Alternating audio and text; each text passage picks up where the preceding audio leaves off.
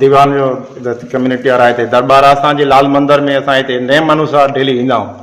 इहो ई टाइम हूंदो आहे, 2-3 ॼणा संगत में हूंदा आहियूं। जीअं असां अंदरि दरबार में एंट्री थियासीं, पंहिंजे पूजा पाठ करे रहियासीं त दरवाज़ो खड़काए असांखे। असां चयो असांजी संगत में कोई आयो आहे। जीअं दरवाज़ो खोलियो त हिननि सिधा हथियार रखिया। तकड़ में असांखे चऊं जेको हथ वॼो मोटरसाइकिल बीठी जो मोटरसाइकिल ॿाहिरि कढिजो।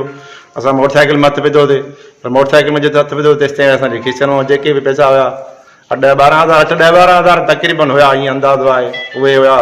मोबाइल हुई हथ में पर मां मोबाइल पासीरी कयमि। बाक़ी जेको ॿियो सामान हुयो NIC हुया, ॿिया कागज़ जेके बि हुया पाकेट में उहे मुंहिंजा। अच्छा, घणा हथियार बंद हुया? हथियार बंद ॿ हुया। हिकु मोटरसाइकिल ते ॿाहिरि ई बीठो हुयो दरवाज़े वटि, हिकिड़ो अंदरि एंट्री थी आयो।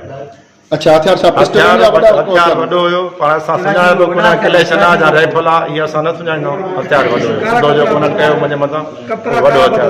हिकिड़े खे कारा कपिड़ा पातरा रुमाल बुट अशो बदल हुयो। हिकिड़ो ॿाहिरि मोटरसाइकिल ते बीठो हो जेको स्टार्ट बीठी हुई मोटरसाइकिल।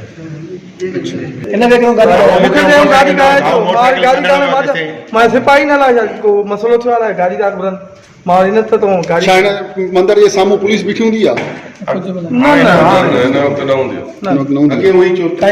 अॻे चौकी हुई पहिरीं शूट में टिकट हिते मंज़ूर करे ॾियो, पर पुलिस जी नाअहलीअ जे करे असां सां हे वाक़ियो ईअं सम्झो 3 दफ़ो थियो आहे इन दरबार मां।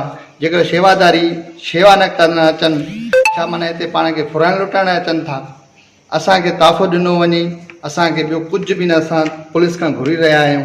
SP साहब खे असांजी अपील आहे त असांजे इन मंदर जे ॿाहिरां हिकिड़ी पुलिस चौकी लॻाई वञे त असां उन्हनि जा आभारी थींदासीं। मुतालबो था कयूं इहे जेका असां चोरी थी आहे असांखे वापसि कई वञे।